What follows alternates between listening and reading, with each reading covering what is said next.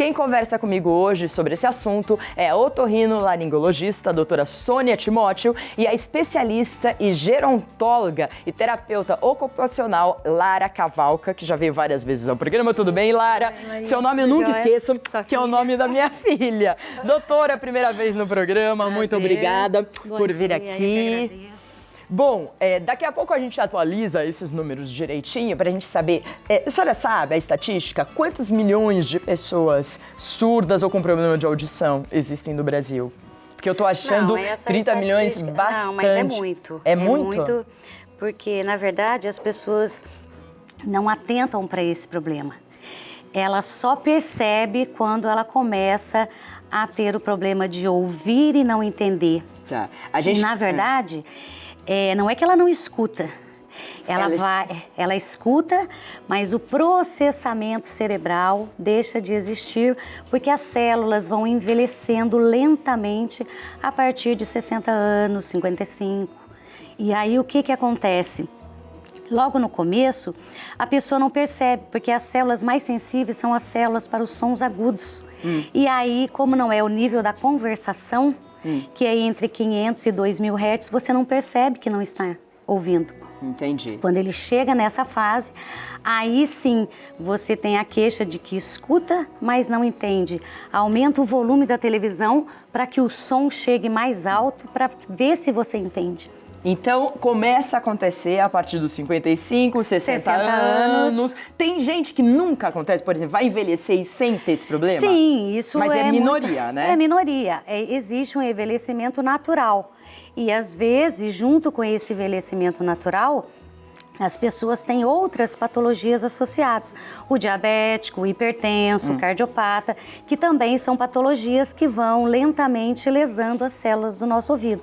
Então, por isso que tem pessoas com 70 anos que têm uma perda mais acentuada Do quê? por ser um diabético e o outro de 70 que tem uma saúde melhor. As células deles vão envelhecendo mais lentamente. Agora, todos nós vamos ter esse problema. Então, vamos atentar ao tratamento, que a gente vai falar daqui a pouco. Vamos mostrar os aparelhos auditivos e vamos falar mais sobre essa perda da audição, que é um processo normal, né, do Isso. envelhecimento. Não é para ficar também em pânico. Tem formas de a gente amenizar essa perda. Mas eu quero falar agora com a Lara. A Lara Cavalca trabalha com idosos, já vi várias vezes o programa falar de idosos. O que acontece quando a pessoa, o idoso, a terceira idade, ou qualquer pessoa, né, começa a perder a audição, mas principalmente o idoso? O que acontece é o seguinte, a comunicação, ela é uma atividade básica, né? A gente está sempre se relacionando, falando, e a comunicação não é só aquela comunicação verbal, é a comunicação gestual também. Então, o idoso que ele começa a ter essa perda auditiva, ele começa a se isolar.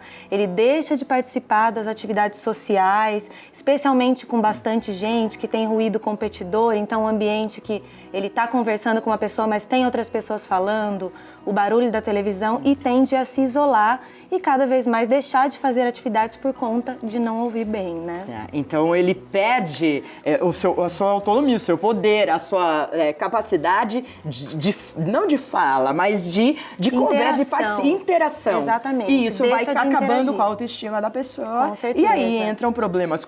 Daí tem diabetes, tem expressão alta, isso e aquilo.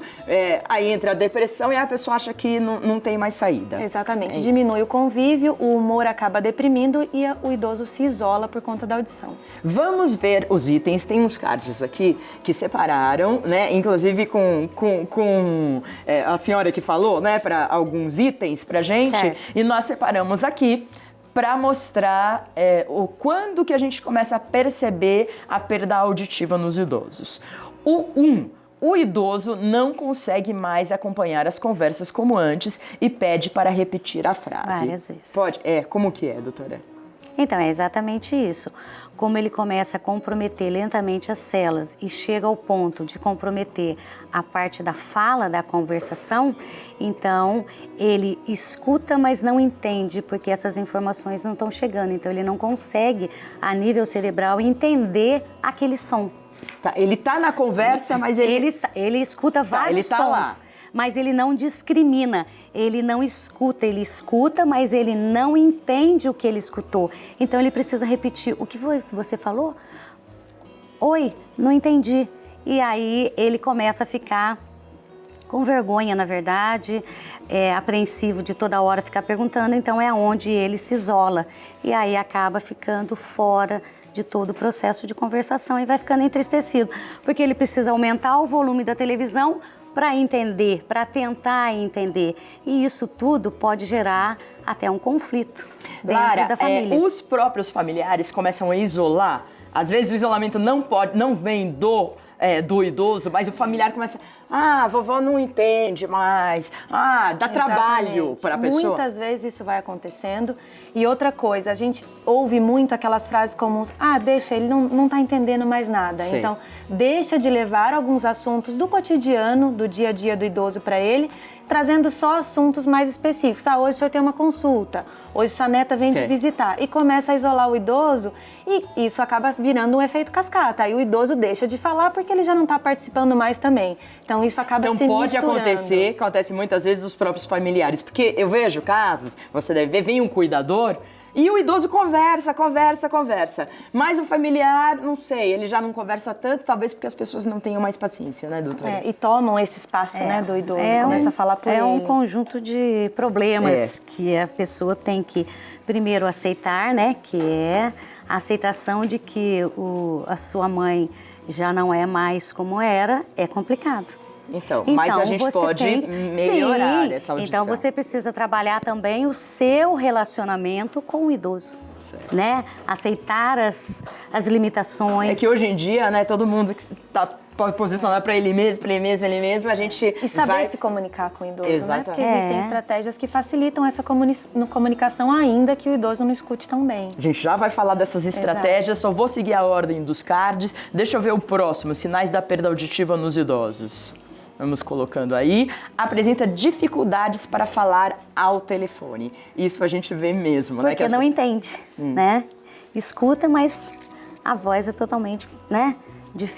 Ele tem dificuldade. Ele entende, ele não entende. Ele escuta, mas ele não define as palavras. Então, como ele faz as lesões das células que vão levar a informação para o cérebro, porque é o cérebro que vai entender aquele som e não está chegando aquela informação 100%, então ele escuta lá e entende cá. Entendi. Então ele confunde os sons, exatamente pela falta de entendimento das células que estão sendo lesadas. Então o som está chegando em menos proporção a nível cerebral. É por isso, talvez, que o idoso não gosta de celular, da tecnologia, porque não é da época deles. Mas também eles podem ter dificuldade na hora do telefone, Sim, né? na verdade, tudo que o idoso ele processa no cérebro dele vem dos sentidos. Visão, audição, principalmente. Então, se ele não escuta bem, não discrimina bem o que ele, não compreende bem o que ele está ouvindo, ele vai ter dificuldade em atenção, memorização, em tudo que ele precisa para gerenciar a rotina dele. Próximo item aqui da perda auditiva nos idosos, aumenta o volume da televisão, a gente já falou, né? Sem necessidade. Então, às vezes a gente chega lá pra visitar o vô, mas como tá alto isso aqui? Mas ele tá sentindo necessidade, Até né? o vizinho tá ouvindo. Tem essas histórias que no fundo acabam virando pitorescas, né? Exatamente. As histórias Mas dos para avós, ele é importante. Sei, porque ele precisa de um volume maior. Pode ligar lá o Manhã Leve, pode aumentar, porque não tem problema. A gente entende, viu? Deixa eu ver o próximo. Tem próximo? Apresenta dificuldade de ouvir a longa distância. Alguns idosos preferem evitar conversas e buscam isolamento, que a gente já falou. A longa distância, como que é isso? Pelo telefone já não consegue. A longa distância aí que não vai conseguir mesmo, Aí que não vai conseguir, porque daí ele não tem o volume suficiente. Então, se ele está numa reunião onde várias pessoas conversam, ele escuta vários sons, mas ele não consegue entender o que ele está ouvindo. Tá, fora o tratamento com os aparelhos auditivos, qual deve ser o posicionamento da gente? É falar mais perto? É o quê? Não virar as costas e ir falando? Não, na verdade, como a presbiacusia, que é o envelhecimento natural da audição, ele é ele vai acontecer e ele é natural, não existe um tratamento específico. Existem maneiras de você tentar amenizar essa situação. Então, a primeira coisa, o primeiro sinal de que você está ouvindo e não entendendo, é importante você procurar uma ajuda. Sei. É ir ao especialista. E é o otorrinolaringologista? É o otorrinolaringologista. É um nome ele difícil, hein? Nossa! É enrolado, né? É. Então, aí ele vai examinar, vai ver se o canal tá limpinho, se não tem nenhum problema externo que possa estar causando mais dificuldade ainda nessa audição. Cera pode causar? Rolha de cera. A rolha de cera obstrui canal, então impede o som que passa pelo canal. Então, se ele tem esse acúmulo de cera, primeiro precisa fazer o procedimento de remoção e depois encaminhá-lo para fono para fazer a audiometria. A audiometria é um teste de audição que vai mostrar se tem problema, se não tem, problema, se dá para melhorar. Se essa perda é uma perda significativa, para que junto com essa perda possa se colocar um aparelho auditivo que seja compatível com essa perda. Hoje os aparelhos são digitais, né, que você consegue fazer uma programação. A gente já vai falar dos aparelhos. Tá Já bom. vamos falar dos aparelhos, né, Lara? Porque, inclusive, eu acho que tem muita gente falando, deve estar falando, por que ela não fala do aparelho logo? Não fala do aparelho logo. Eu já vou falar do aparelho, já volto com você. Lara, eu vou pedir um minutinho. Estamos recebendo uma otorrinolaringologista e também uma gerontóloga que cuida dos idosos, né? Terapeuta ocupacional, não é, Lara? A gente, então, estava falando do tratamento. Você já viu casos do aparelho resolver o problema? Em muitos casos resolve, mas existe uma dificuldade de adaptação e aceitação do idoso. Começa por aí. Tá, ele tem preconceito porque ele acha que ele tá mais velho porque ele usa o aparelho. Existe o preconceito, ainda que hoje eles sejam pequenos, né? Então não apareça muito, mas a dificuldade mesmo de adaptação. Então amplia um pouco o som, distinguir essa figura fundo, porque tudo amplia um pouquinho no começo, então ele demora um pouquinho a se adaptar. Mas resolve super bem nos casos que tem indicação para esse aparelho auditivo. Doutora, em quantos por cento melhora, assim, você acha, assim, pela sua estatística, pelo número que de pessoas Sim, que você... uma das coisas importantes que a Lara falou é a adaptação. Então, é muito importante quando esse paciente aceita, tem uns que vão realmente com a finalidade, não, eu quero colocar o aparelho porque eu não consigo mais entender várias coisas. Então, esse paciente se torna mais fácil de adaptação. Mas a gente sempre coloca que não é você colocar o aparelho e você tá ótimo e maravilhoso. Tá. Né? Você precisa levar tudo da vida, né? Não é milagre, a adaptação. Existe um processo. Então, você precisa levar essa informação do som para o cérebro, que algumas frequências já não estão sendo ouvidas. Então, essa adaptação normalmente leva uns 6 meses. 6 meses? Nossa, eu pensei que era um mês, pouco. 6 meses? 6 meses. E então, o idoso não é mais paciente? E às não vezes, todos, mas tem muita impaciência. E às vezes precisa de alguém que o ajude a tirar, né? a colocar. Ele tem que ter todo um cuidado com o aparelho, não pode dormir, não pode tomar banho de aparelho. Então, quer dizer, toda essa adaptação tem que existir. Mas realmente o resultado é positivo. Vamos ver uma pergunta que já mandaram aqui. Andréia Oliveira mandou pelo WhatsApp. Bom dia, meu filho tem 19 anos e tem perda auditiva. Segundo a otorrinolaringologista, ele precisa usar aparelho, a otorrino dela, né? Há algum programa social que facilite a aquisição deste? Ela tá falando economicamente, né? Como que são esses aparelhos? Já vou pegar aqui. É fácil da gente conseguir no SUS, se você... Sim, então existe sim programas, inclusive em Taubaté tem um programa relacionado no Vale do Paraíba. Então ela precisa que esse paciente seja encaminhado através do profissional do SUS.